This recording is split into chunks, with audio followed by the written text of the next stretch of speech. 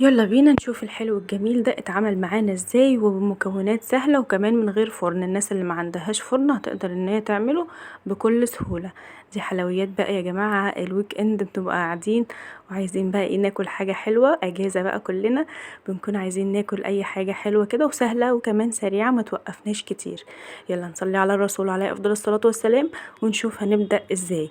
معايا طبعا بسكوت سادة وكمان مكونات معايا سهلة جدا، ولو ما عندكيش فرن هتعمليها بكل سهولة. ودي حلوة كمان سهلة وطعمها في منتهى الجمال.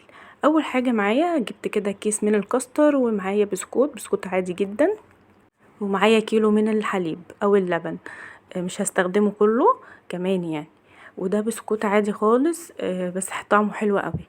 طبعا يفضل ان انت اللبن اللي هتحطي فيه البسكوت يكون ساقع ما يكونش سخن. ليه؟ لان البسكوته دي رقيقه قوي وممكن تدوب منك بسرعه خالص، فهتلاقيها عباره عن عجينه. لا احنا مش عايزينها كده.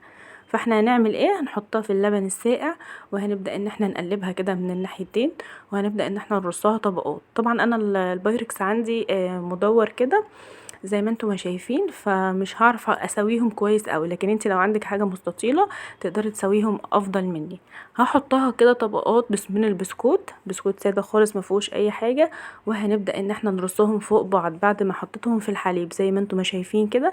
حاولت بقدر الامكان ان انا ارتبهم على قد ما اقدر. هنبدأ بقى نجيب اللبن معانا وهنحط معانا الكاستر. هحط كده 3 معالق من الكاستر عليهم 3 معالق 3 كوبايات من اللبن. وطبعا السكر حسب الرغبة، انا حطيت معلقتين من السكر بس، لان طبعا عندي طبقة من البودنج الشوكولاتة، وعندي طبعا بودنج اللي هو الكاستر زي ما انتم ما شايفينه كده. هبدأ اقلبهم لحد ما القوام معايا يكون تقيل، لا تقيل قوي ولا خفيف قوي، هيكون قوامه كده ايه متوسط زي ما انتم ما شايفين. اللهم بارك، ريحة الكاستر طعمه وريحته تحفة بجد. طبعا الطبقة دي تقدر ان انت تبدليها، مش لازم ان هي كاستر بس، تقدر ان انت تعمليها كريم كراميل، اي حاجة متوفرة عندك. يعني بتقدري ان انت تطبقي الوصفة كاملة، ولكن بتغيري فيها. حابة طبقة الشوكولاتة اللي فوق تغيريها، مفيش اي مشكلة خالص. بتحطي بدلها طبقة جيلي، بتكون حلوة في منتهى الجمال بجد.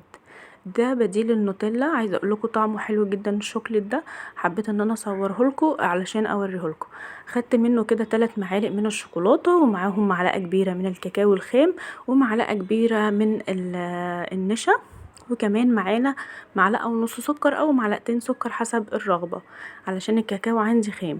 بس انا مش عايزه يكون مسكره قوي، يكون السكر بتاعها معتدل. لو حابه السكر بتاعها تقيل زودي في السكر. حطيت بقى رشه كمان من الفانيليا، وبدات ان انا اقلبهم كده على النار. والشوكليت دي اديتها طعم وريحه بجد تحفه.